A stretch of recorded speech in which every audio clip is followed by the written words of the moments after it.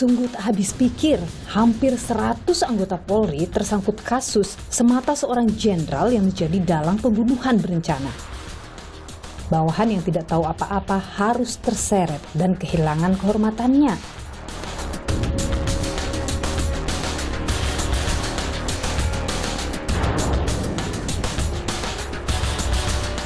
Apakah murni hanya karena menuruti perintah? Atau secara sadar bertindak bersama-sama untuk menghapus coreng di wajah sang jenderal? Sebuah tanda tanya besar.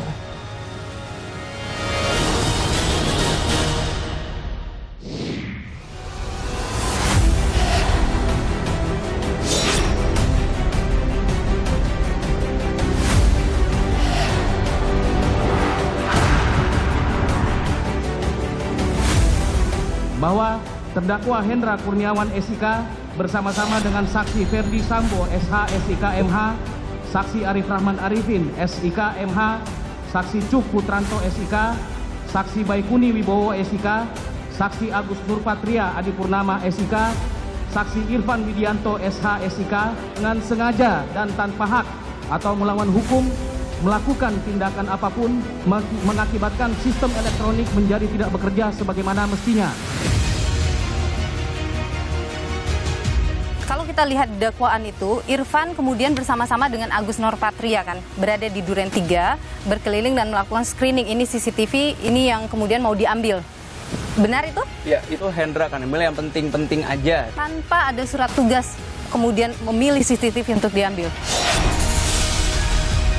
Ketika melihat ada kegusaran dalam diri Ferdi Sambo ketika mengetahui ada yang menyaksikan video itu dan menyebutkan Yosua masih hidup, apakah Hendra tidak bertanya-tanya kenapa ini?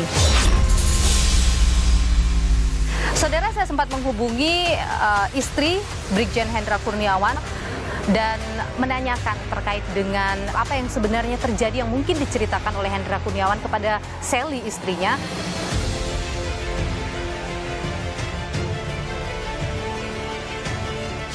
Apakah dalam proses peradilan faktor karena tidak tahu, faktor karena ada perintah itu akan memengaruhi? Kalau memang dia tidak tahu sebagai orang awam sama sekali, tentu itu dimaklumi. Tapi sebagai seorang yang memimpin di sebuah lembaga hukum, tentu ini akan sangat sensitif untuk harus tahu. 6 tersangka lain ada yang mungkin bisa lolos dari jerat hukum.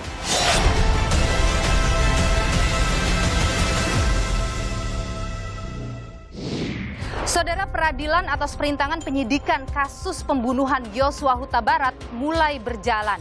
Dakwaan dibacakan, pembuktian siap dilakukan. Taktik lolos jeratan hukum diupayakan. Strategi jaksa dan pengacara akan jadi perhatian.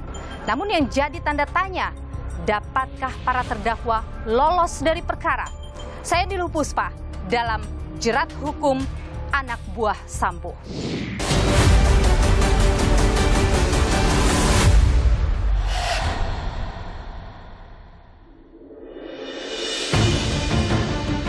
Kasus pembunuhan berencana Brigadir Yosua tak hanya menjerat Ferdi dan Putri Sambo, 2 ajudan serta 1 sopir pribadi. 6 perwira polisi juga turut dibawa ke meja hijau karena didakwa melakukan upaya perintangan penyidikan atau obstruction of justice. Mantan Karopaminal Divpropam Polri, Hendra Kurniawan, orang pertama yang dihubungi Sambo setelah Yosua tewas 8 Juli 2022. Sambo mengatakan telah terjadi pelecehan terhadap Putri Chandrawati, istri Sambo, hingga akhirnya terjadi tembak-menembak antara 2 ajudan Sambo, Barada Richard Eliezer dan Brigadir Yosua Huta Barat. Narasi yang diciptakan Sambo berhasil membuat Hendra percaya, hingga akhirnya terjadilah aksi merintangi penyidikan yang dilakukan secara berjamaah oleh anggota Polri.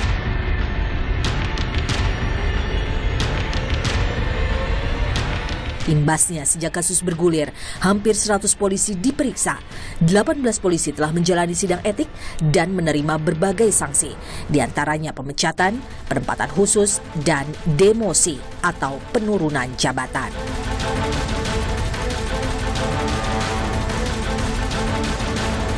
kami telah memeriksa 97 personel, 35 orang diduga melakukan pelanggaran kode etik profesi dengan rincian berdasarkan pangkat. Jadi selain pidana ada juga pelanggaran terhadap kode etik. Sementara 7 anggota Polri ditetapkan sebagai tersangka perintangan penyidikan. Mereka kini sedang menjalani sidang di Pengadilan Negeri Jakarta Selatan. Dalam persidangan terungkap bagaimana perintangan penyidikan terjadi.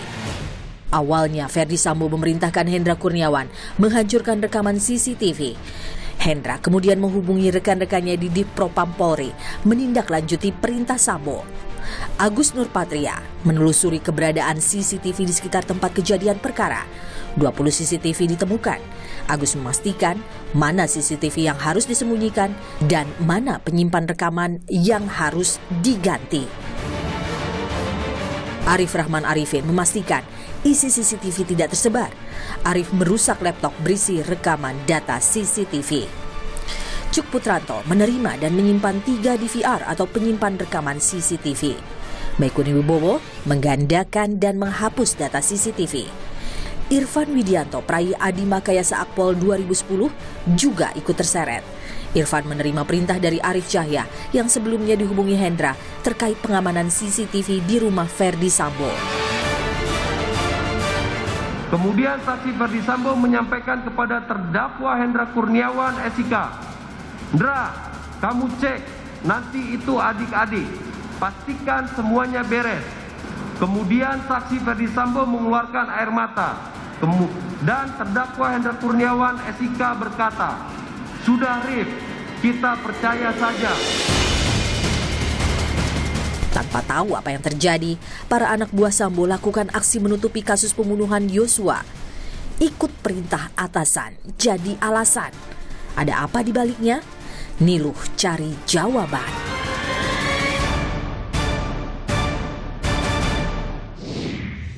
Saudara, saya sempat menghubungi Sally Syah Alam, istri dari Brigjen Hendra Kurniawan, salah satu terdakwa dalam kasus perintangan penyidikan pembunuhan Brigadir Yosua Huta Barat. Saya menanyakan sejumlah hal. Pertama, terkait dengan keberangkatan sang suami menuju ke Jambi. Apa yang terjadi pada saat itu yang mungkin diceritakan oleh Hendra kepada Sally, istrinya. Saya juga menanyakan terkait dengan bagaimana cerita pada saat Hendra menghadap kepada Ferdi Sambo.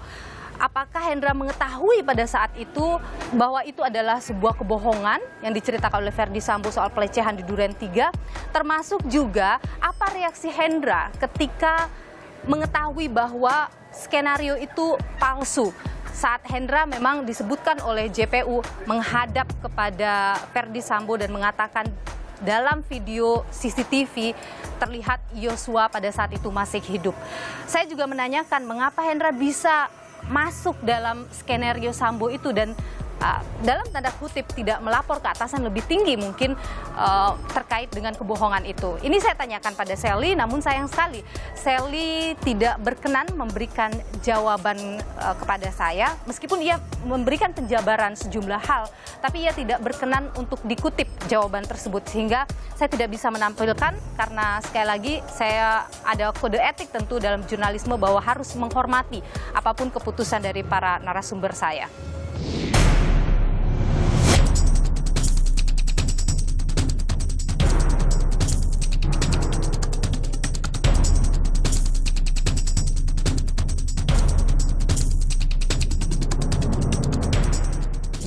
Saudara, lantas bagaimana pengacara dari 3 terdakwa obstruction of justice, Hendra Kurniawan, Agus Nurpatria, dan Irfan Widianto akan berupaya meloloskan kliennya dari jeratan hukum? Saya sudah bersama dengan pengacara dari 3 terdakwa tadi. Ada Bung Henry Yosodiningrat, Adit Yosodiningrat, dan juga Aga Yosodiningrat. Saya ingin tahu dulu, bagaimana sih cerita baik itu Hendra, Agus, dan juga Irfan kepada Anda atau tim pengacara? Cerita dari Hendra sendiri, Agus sendiri, dan Irfan ini sebetulnya sejalan bahwa mereka ini mendapatkan perintah. Perintah itu langsung dari FS atau Ferdi Sambo. Begitu pula dengan Agus. Agus itu mendapatkan perintah dari Hendra. Begitu pula dengan Irfan. Irfan itu mendapatkan pula perintah dari Agus. Jadi sebetulnya itu merupakan suatu perintah yang berjenjang. Dimulai dari kejadian pada tanggal 8, Itu tuh kejadian waktu setelah kejadian adanya peristiwa yang pada saat itu Ferdi Sambo menyatakan bahwa itu peristiwa tembak-menembak. Akhirnya dia menelpon Hendra Kurniawan, waktu itu dia lagi ada di PIK sedang mancing. Datang, dan di hari yang sama itu ada juga Irfan yang diajak oleh Ari Cahya pada malam hari itu, tapi dia cuma nunggu di luar, nggak tahu di dalam ada apalah. Nah di situ ya Ferdi Sambo bercerita lah sesuai dengan skenario-nya dia bahwa ada peristiwa tembak menembak. Dari sini Ferdi Sambo ini mengatakan bahwa coba kamu telepon Kaden A, yaitu Agus Nurpatria. Di situ akhirnya dia menelpon Agus Nurpatria untuk mengklarifikasi peristiwa-peristiwa tersebut. Di situ datang, dan juga akhirnya pada hari itu dicek lah, ada Ricky Rizal, ada Eliezer, ada Kuat Maruf, dan PC juga kalau nggak salah, atau saya lupa.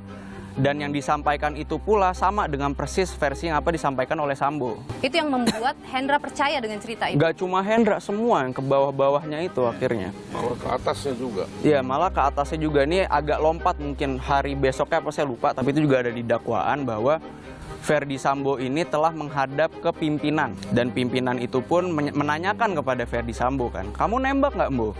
Nah di situ dijawab oleh Ferdi Sambo, siap tidak, Jenderal. Saya sudah menghadap pimpinan dan menjelaskan pertanyaan pimpinan cuma satu, yaitu kamu nembak nggak, Bo? Dan saksi Ferdi Sambo menjawab, siap tidak, Jenderal. Kalau saya nembak, kenapa harus di dalam rumah? Pasti saya selesaikan di luar. Kalau saya yang nembak, bisa pecah itu kepalanya atau jebol, karena senjata pegangan saya kaliber 45. Dari situ udah mulai terbentuklah kepercayaan oleh orang-orang yang diceritakan oleh Sambo bahwa ini benar terjadi peristiwa tembak-menembak. Dan setelah itu pula akhirnya ya perintah-perintah selanjutnya kayak ini perintah pertama dari Sambo ke Hendra. Kamu screening dong CCTV yang ada di Duren 3. Ada disampaikan oleh Ferdi Sambo apa tujuan screening itu? Nggak ada perintah eksplisit untuk apa ini, cuma yang ditangkap oleh bawah-bawahnya ini untuk dilakukan penyelidikan dalam rangka adanya peristiwa tembak-menembak. Perintahnya itu untuk dikoordinasikan ke Jakarta Selatan. Akhirnya juga turunlah perintah itu dari Hendra Kurniawan ke Agus Nurpatria. Dari Agus Nurpatria dia nyari Ari Cahya, ternyata Ari Cahya tidak ada akhirnya. Dan memerintahkan ya, Irfan. Dan akhirnya Irfan yang hadir. Nanti saya kirim anggota saya, hadirlah Irfan di situ. Nah waktu dia di sana itu akhirnya terjadi peristiwa ya mengangkat DVR itu, dan karena Irfan ini bukan orang yang memahami CCTV, akhirnya dia ini menelpon orang yang paham CCTV lah. Itu kalau nggak salah Afung namanya, saya lupa. Nah di perjalanan itu waktu sedang proses pergantian CCTV, diteleponlah dia oleh PLH dari Propam. Ya dia bilang, Bang, CCTV-nya kalau udah serahkan ke saya ya, nanti saya serahkan ke Kompol Cuk. Dikasihlah sama si Irfan, yang akhirnya diserahkan Kompol Cuk. Selesai perbuatan Irfan sampai sini. Nurpatria Adi Purnama menyatakan bahwa DVR CCTV tersebut ada di pos security, dan terdakwa Irfan Widianto diarahkan mengecek keberadaan DVR CCTV tersebut. Selain itu, terdakwa Irfan Widianto juga diminta untuk mengambil DVR CCTV tersebut dan mengganti dengan DVR CCTV yang baru. Tanpa ada surat tugas, kemudian memilih CCTV untuk diambil. Sebetulnya masalah surat tugas ini kan awalnya itu, ini kan yang mau meriksa ini dari bagian Paminal yang masalah ya? Karena jadinya polisi dan polisi, makanya Paminal turun untuk mengecek mulai dari tindak pidana dengan etiknya gitu. Perintah kepada mulai dari HK, Hendra Kurniawan, Agus, sampai di Irfan. Perintah ini dilaksanakan dan selesai, yaitu mengambil CCTV, serahkan kepada penyidik di Polres Jakarta Selatan. Selanjutnya tidak ada peran 3 orang ini, ya kan? Untuk dan tidak ada perintah kepada 3 orang ini untuk mengambil dan menghancurkan. Tapi kemudian belakangan ada Arif Rahman, itu menelpon Hendra Kurniawan, memperlihatkan bahwa CCTV itu Yosua masih hidup. Melihat keadaan sebenarnya terkait keberadaan Nofriansah Yosua Huta Barat masih hidup, akhirnya perasaan saksi Arif Rahman Arifin sangat kaget karena tidak menyangka bahwa apa yang sudah saksi Arif Rahman Arifin dengar beberapa hari yang lalu, informasi tentang kronologis kejadian tembak-menembak yang disampaikan oleh Kapolres Jaksel Kombes Budi Herdi dan Karopenmas Div Humas Brigjen Ramadan ternyata tidak sama dengan apa yang saksi Arif Rahman Arifin lihat pada CCTV tersebut. Selanjutnya saksi Arif Rahman keluar dari rumah saksi Ridwan Rekenelson Sopelangit dan langsung menghubungi saksi Hendra Kurniawan. Saksi Arif Rahman Arifin melaporkan dengan sebenarnya fakta dari rekaman CCTV tersebut, di mana keadaan sebenarnya masih terlihat Nofriansah Yosua Huta Barat sedang berjalan dari pintu samping garasi rumah menuju pintu samping melalui taman rumah. Setelah saksi Ferdi Sambo sampai di rumah dinasnya, mendengar suara saksi Arif Rahman Arifin melalui telepon gemetar dan takut. Lalu saksi Hendra Kurniawan menenangkannya dan meminta agar pada kesempatan pertama ini saksi Arif Rahman Arifin dan saksi Hendra Kurniawan menghadap saksi Ferdi Sambo. Itu benar, ada obrolan itu dan Hendra mengakui kepada Anda sebagai pengacaranya. Jadi ketika dengan bersama Hendra yang ngomong itu menghadap ke Pak Ferdi Sambo. Iya. Ada ceritanya agak tuh. Sebetulnya kalau masalah ini saya belum mendalami ya, cuma saya mendapatkan informasi yang belum saya dalami. Kalau saya masih mendalami dari dakwaan, peristiwa itu ada dari dakwaan. Iya, ini dari dakwaan. Iya, dari dakwaan, betul. Saya baru dapat informasi itu tadi pagi bahwa sebetulnya peristiwa ini nggak ada. Peristiwa yang mana yang tidak ada? Peristiwa masalah Arif Rahman dengan Hendra Kurniawan bahwa menghadap ke Sambo, bahwa CCTV ini berbeda lah antara versi Sambo dengan versi yang ini.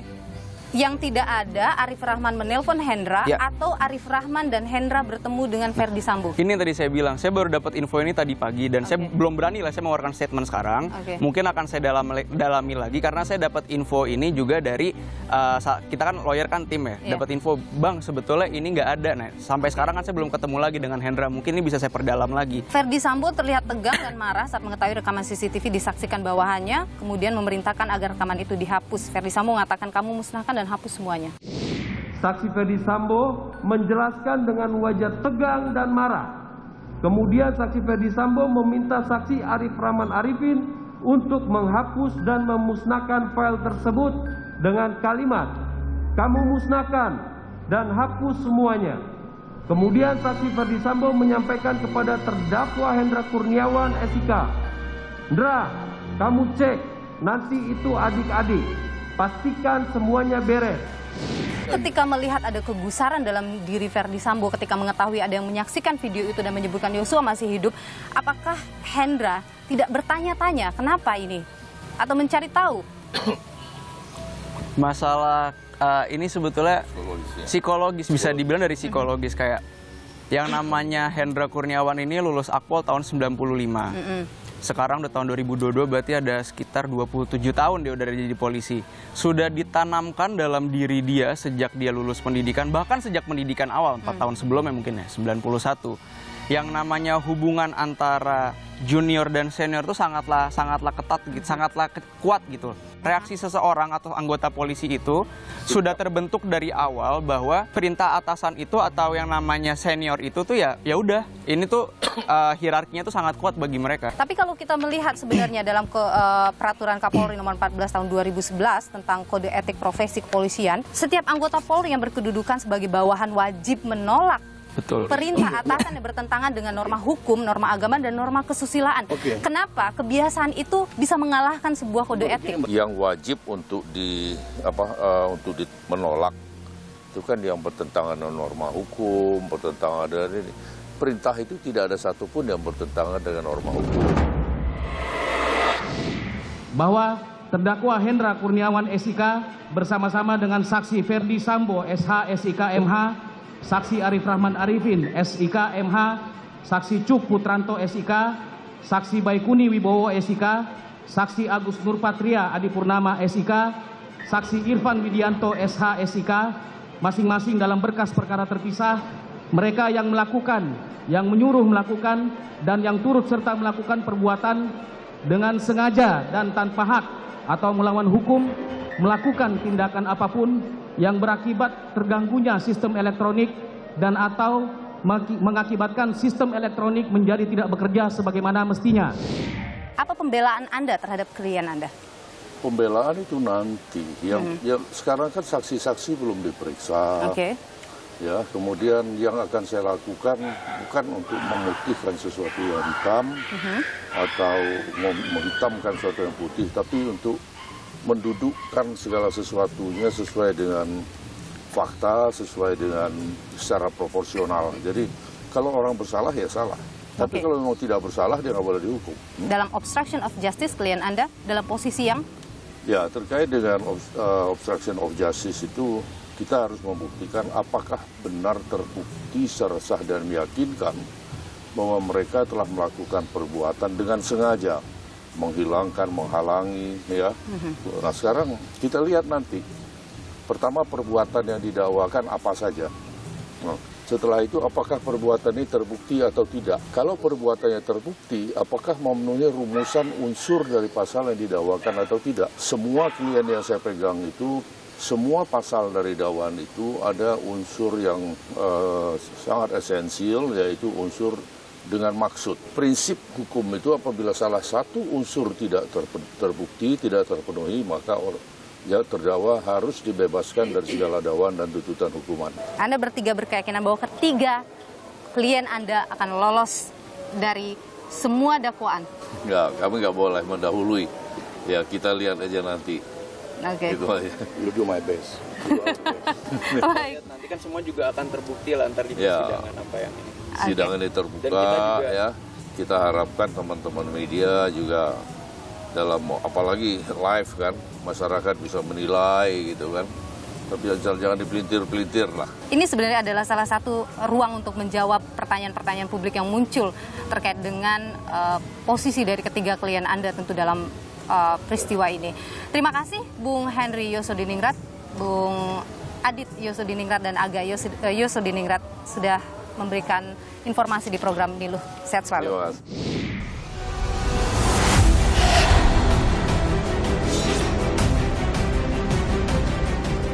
Bahwa terdakwa Hendra Kurniawan SIK bersama-sama dengan saksi Ferdi Sambo SH SIK MH, mereka yang melakukan, yang menyuruh melakukan, dan yang turut serta melakukan perbuatan dengan sengaja dan tanpa hak atau melawan hukum, melakukan tindakan apapun yang berakibat terganggunya sistem elektronik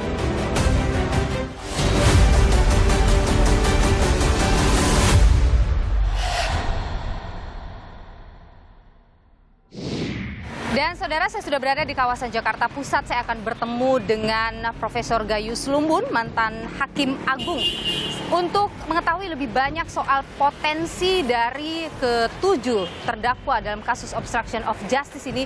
Mungkinkah mereka akan bisa bebas dari jerat hukum? Dan bagaimana nanti hakim akan mengambil keputusan yang tepat dalam perkara obstruction of justice ini? Ikuti saya, saudara.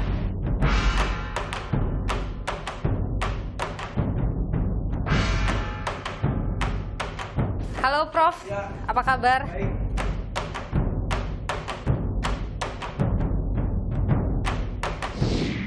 Prof Gayus, bicara soal dakwaan kemarin, kuasa hukum dari tiga tersangka Hendra Kurniawan, Irfan Widianto, dan juga Agus Nurpatria itu menyampaikan kepada publik pasca pembacaan dakwaan bahwa tidak ada obstruction of justice yang dilakukan oleh kliennya, karena hanya menuruti perintah saja. Kalau kita lihat dari rangkaian perbuatan yang diuraikan oleh penuntut umum, sama sekali tidak ada satu perbuatan yang merupakan perbuatan pidana. Dia nggak tahu bahwa itu skenario apa. Sebenarnya kalau kita bicara obstruction of justice dalam KUHP, bagaimana sih Prof? Dalam KUHP itu diatur di pasal 221 yang isinya adalah satu tindakan yang menghalang-halangi proses penegakan hukum. Nah, kalau itu dikaitkan dengan para terdakwa yang berkaitan dengan obstruction of justice, itu akan digambarkan bahwa menghalang-halangi. Apa contohnya? Merusak kamera. Kamera CCTV ini kan sangat berguna untuk mengungkapkan. Oke, meskipun pada saat itu dia tidak tahu. Ya, sebagai orang diperintah tentunya, apalagi perwira tinggi terdidik dengan baik dan perwira menengah, itu kan sudah menjadi satu ketentuan. Ada perintah yang harus dijabarkan dalam pikirannya. Ya, perintah yang harus dinilai lebih dahulu sebelum dilakukan. Apakah dalam proses peradilan faktor karena tidak tahu, faktor karena ada perintah itu akan memengaruhi? Tidak tahu, banyak perkara yang ternyata tidak dipidana. Tapi tentu halnya berkaitan dengan ketahuan ini kan berbeda-beda. Kalau memang dia tidak tahu sebagai orang awam sama sekali yang tidak berkaitan perkara, tidak pernah mengusut perkara, tidak bertugas di bidang perkara kejahatan, tentu itu dimaklumi. Tapi sebagai seorang yang memimpin di sebuah lembaga hukum di bidang kejahatan hukumnya, tentu ini akan sangat sensitif untuk harus tahu kenapa sih rusak, kenapa copot kamera ini. Itu kan pertanyaan yang menjadikan tugas perintah ini menjadi yang patut untuk dilakukan. Dan itu akan dipertimbangkan oleh hakim. Hakim sangat menggunakan logikanya, alat bukti yang lainnya untuk bisa membaca bahwa perbuatan ini adalah menghalang-halangi proses penegakan hukum. Mungkinkah mereka bisa diloloskan dari jeratan hukum? Tentu lolosnya itu nanti akan mempunyai klasifikasi, lolos dan batas mana.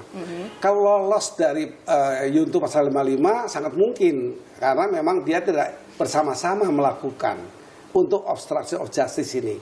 Tidak janjian. Ini kalau bagi saya lebih tepat di 56. 56 itu tidak ikut bersama-sama melakukan, tetapi memberi sarana, memberi fasilitas, memberi dukungan, membantu. Nah, itu artinya pasal di 56. Kita lihat ada 7 tersangka obstruction of justice dalam klaster CCTV. Pertama ada Ferdi Sambo yang memberi perintah. Ya. Kemudian ada Hendra yang menerima perintah dan juga memberi perintah kepada yang lain. Begitu juga yang lain. Tapi kemudian di sini ada beberapa yang menerima perintah dan hanya menjalankan perintah itu. Artinya kalau Anda tadi sebutkan bahwa akan dilihat tingkatannya seperti apa, vonis mereka bisa berbeda-beda. Bisa berbeda-beda karena mereka memahami perintah itu. Nah, perintah-perintah seperti apa yang memang layak hubungan pimpinan dan bawahan untuk memberi perintah jabatan.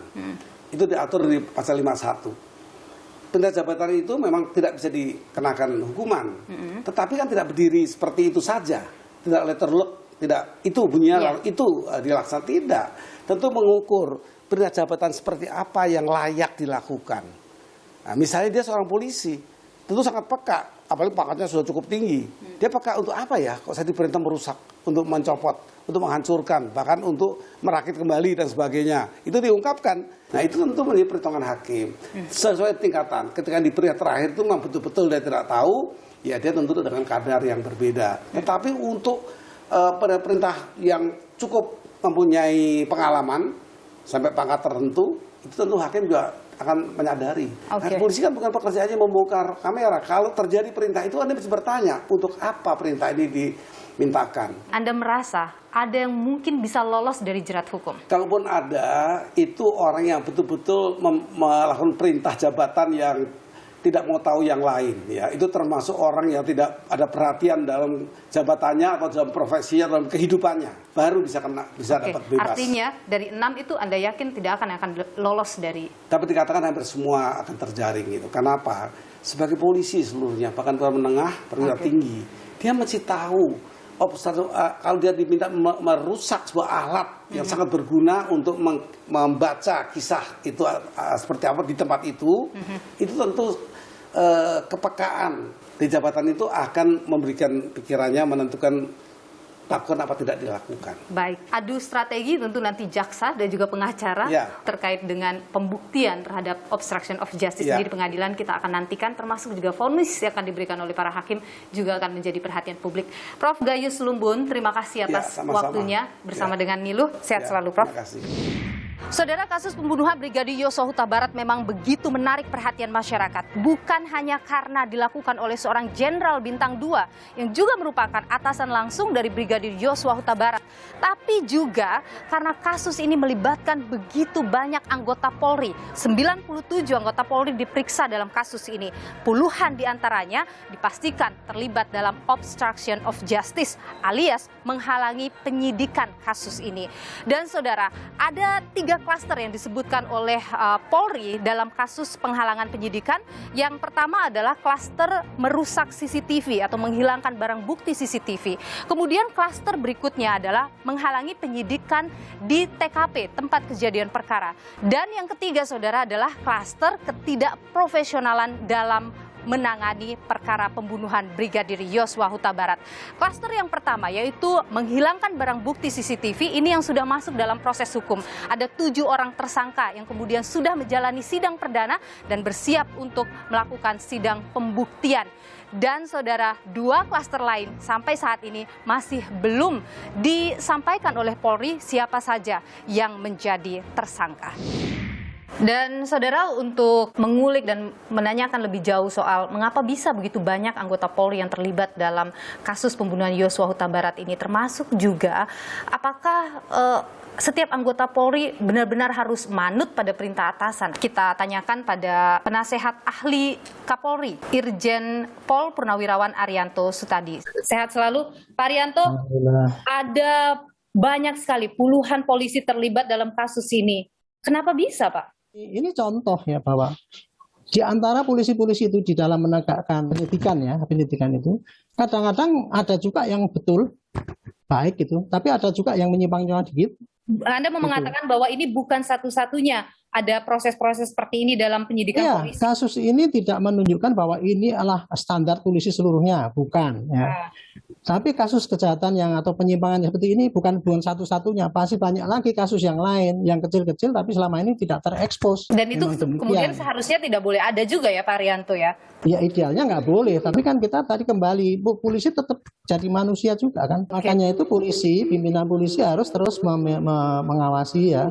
Di samping senang diapresiasi bagus, tapi dia harus terus waspada bahwa di antara mereka yang di lapangan itu ada yang banyak berbuat yang kurang baik, makanya harus diawasi. Apa yang terjadi pada puluhan polisi? Kalau kita lebih kecilkan lagi yang terjadi pada 6 anggota polisi yang terlibat dalam obstruction of justice ini, itu murni karena memang hanya menuruti perintah atasan saja, atau karena melihat sosok jabatan yang diemban oleh seorang Kadif Propam punya kewenangan besar, bisa menentukan karir seorang Polri, sehingga mereka nurut-nurut saja? Kasusnya yang terjadi kemarin itu adalah suatu tindakan yang dilakukan oleh seorang petinggi Polri yang itu merupakan lambang daripada kedisiplinan Polri. Dia kan polisinya polisi itu, dewanya dewa di polisi lah gitu.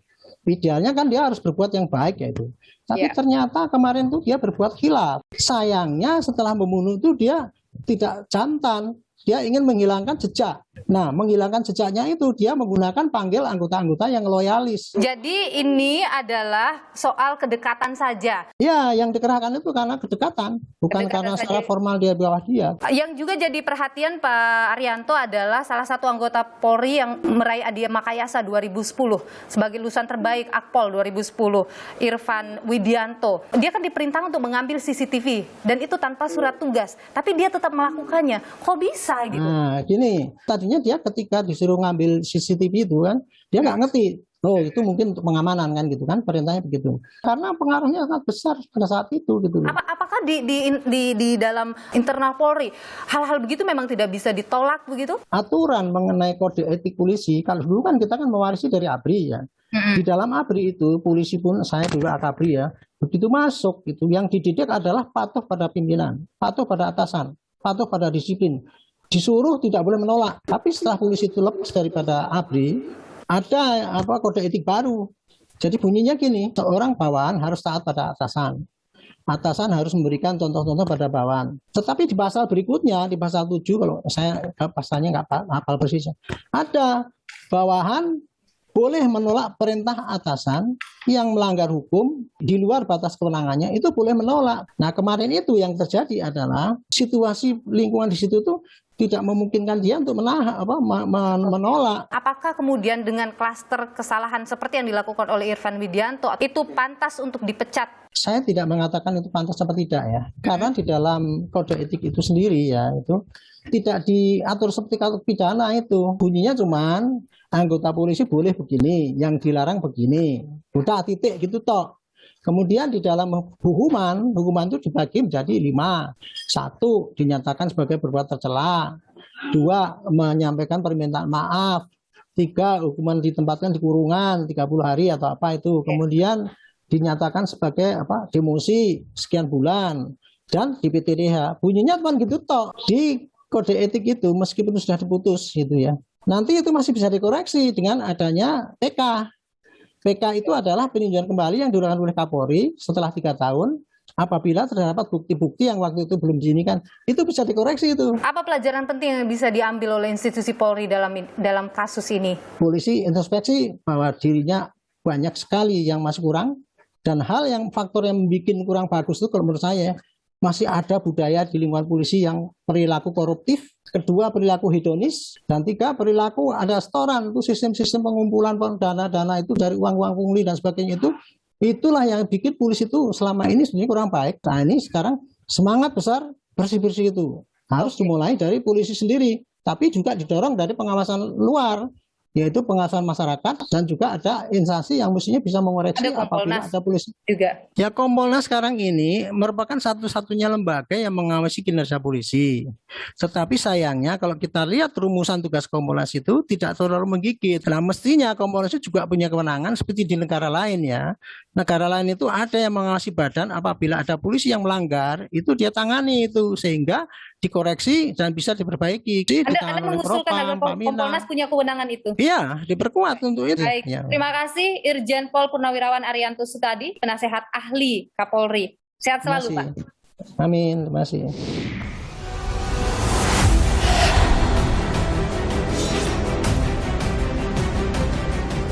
Bahwa terdakwa Hendra Kurniawan SIK bersama-sama dengan saksi Ferdi Sambo SH SIK MH, mereka yang melakukan, yang menyuruh melakukan, dan yang turut serta melakukan perbuatan dengan sengaja dan tanpa hak atau melawan hukum, melakukan tindakan apapun yang berakibat terganggunya sistem elektronik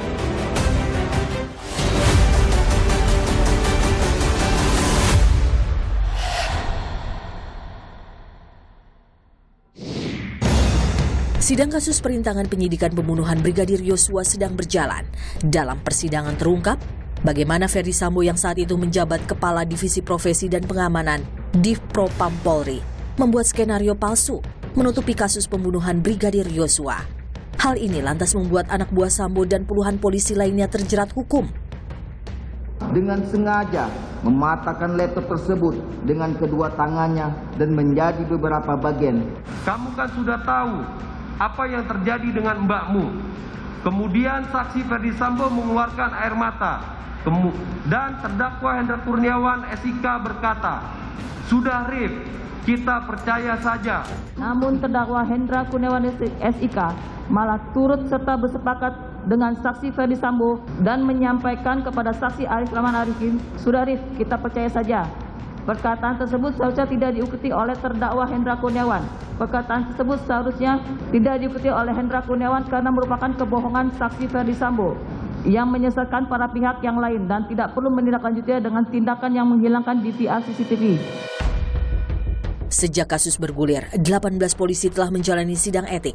Mereka menerima berbagai sanksi, di antaranya pemecatan, penempatan khusus atau patsus, dan demosi atau penurunan jabatan. Begitu banyak polisi yang harus menanggung akibat skenario palsu Sambo, termasuk seorang polisi peraih Adi Makayasa Akpol tahun 2010, Irfan Widianto. Sungguh nestapa, karir dan kehormatannya hancur, tak kuasa ikut perintah atasan. Kasus ini harus jadi pembelajaran. Perintah atasan tak selamanya harus diikuti, terlebih jika tak sesuai kata hati. Jangan jadi hilang hati nurani.